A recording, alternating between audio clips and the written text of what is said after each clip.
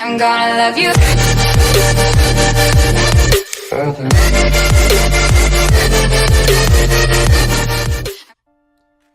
Hey guys, this is Gloria and welcome back to my channel. Today I am going to be making some salmon belly, teriyaki salmon belly. So I found this at the Asian grocery store and I thought, hey, why not? I like salmon belly. It's very meaty.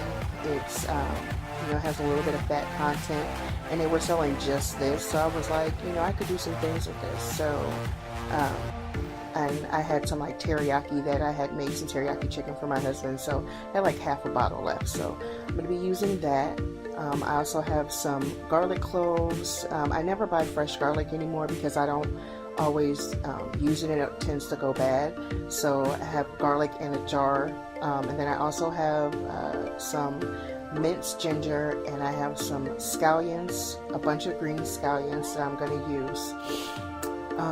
You also need a bowl or a plastic container, two actually, and then this right here is the quinoa and brown rice that I'm going to pair with this, as well as some asparagus and mushroom that's going to be a side to this dish here. It's going to pair perfectly.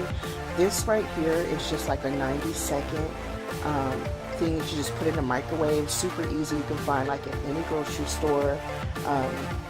So it's just like something quick and simple that you can throw together with any meal.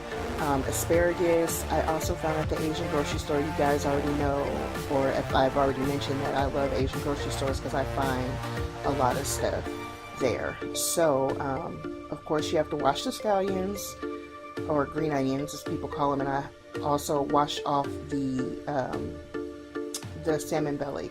Then I also go over my salmon belly because sometimes they don't completely get the scales off, so I just take a spoon and go over the skin side of the salmon belly to make sure the scales are off.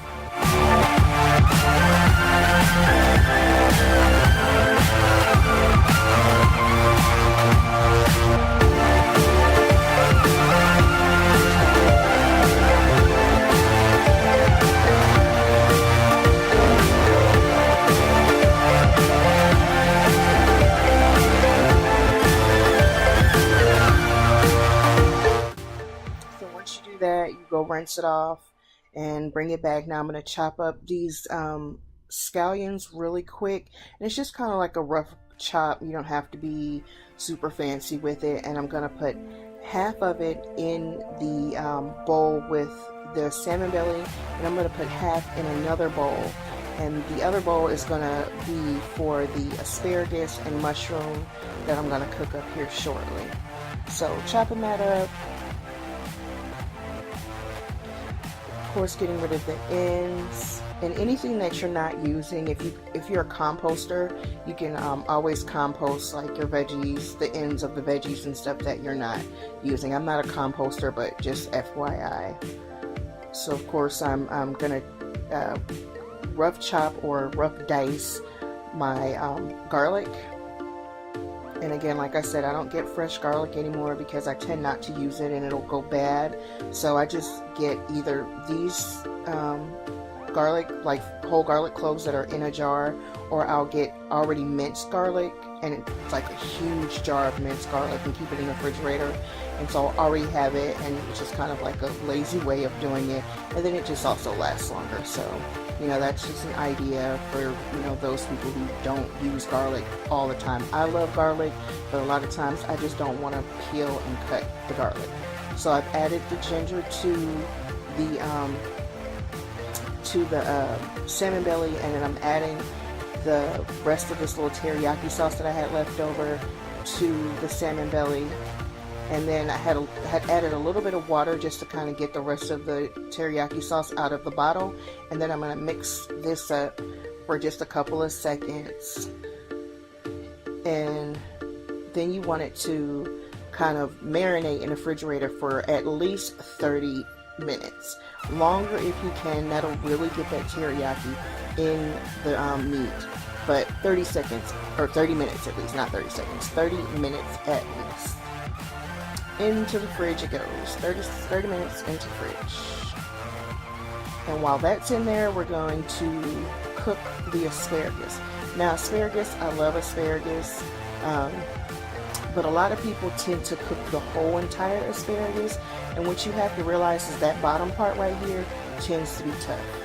And I'm not one to be chewing on tough stalk of an asparagus. So you want to cut either right before that white part right there, or right above the white part. So chop right there, and you can compost the rest of this or toss it or what have you. And I want you to see how it bends. It's not tender at all. So, you know, that part you want to get rid of. Don't eat it. I don't eat it. I mean, if you want to eat it, if you like to crunch on, you know, non-tender asparagus, that's completely up to you. But just FYI, that white part tends not to be tender, and so I would suggest that you cut it off and just work with the upper half of the asparagus. So now we have olive oil. It does not have to be organic. It's just something I found at a discount store, so I'm going to use that. And it's about 4 tablespoons of olive oil that I put in my pan. I'm going to add my mushrooms and my scallions and my garlic in here, and I'm going to cook that until they sweat down and start to brown. And I like my mushrooms really brown. These mushrooms are a baby Bella mushroom, but you can also use like a white button mushroom, and they can also be sliced, pre-sliced or not pre-sliced. You can slice them yourself, you can quarter them, however you like your mushrooms. You know, I'm not picky about mushrooms. Sometimes I want to cut them, sometimes I don't. Add a little kosher salt to it. You know, you're supposed to season each section of your food. That's what really gives it flavor. So, and it's also going to pull out the water in these mushrooms. So I'm going to add maybe about a teaspoon of salt. And I'm going to say salt to taste, because everybody's taste is different when it comes to seasoning. So what tastes good to you? So you season it and cook it a little bit, and then taste your food. Go and pick up a mushroom as it's cooking and taste it. And if it's not seasoned enough for you, go ahead and add some more seasoning to it. This is the time when you also want to add your like pepper or you know, some onion powder or crushed red pepper if you like a little spice or what have you to your mushroom. It's entirely up to you. So now I added in my my asparagus and cooked it for about 4 minutes with the top on, so it really steamed. I like my asparagus with a little bit of bite, but not too much, so it's tender for me. So I fast forward through this so you guys wouldn't see the whole process, but it's about 4 to 5 minutes. Then I take it off the heat and put it aside. And then it's time for the main attraction, the salmon belly.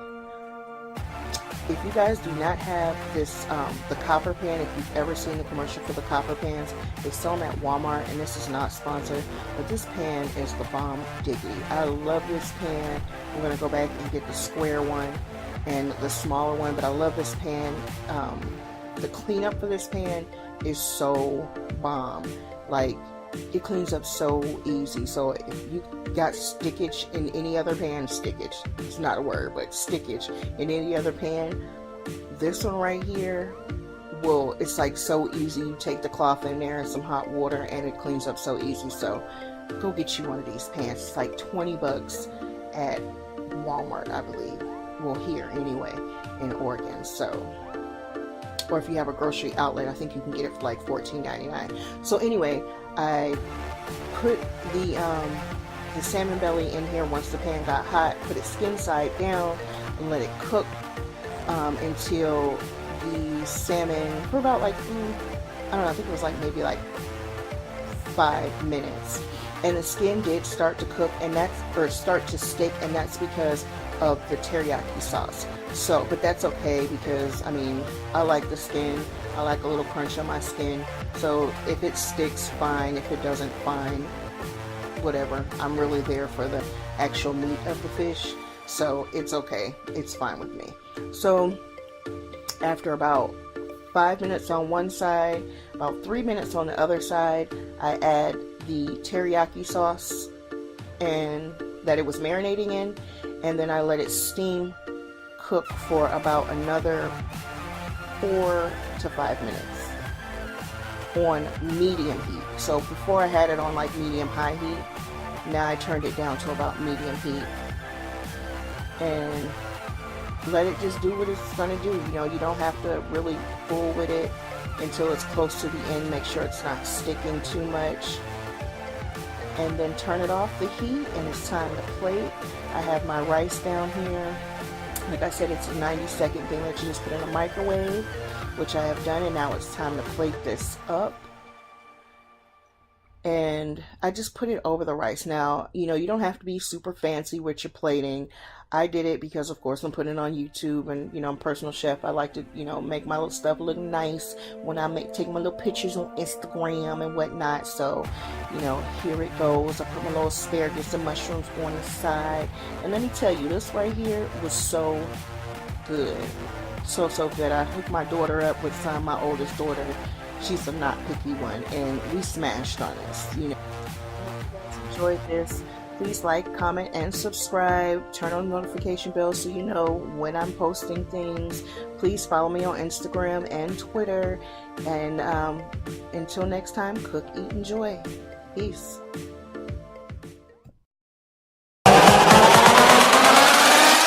Teriyaki.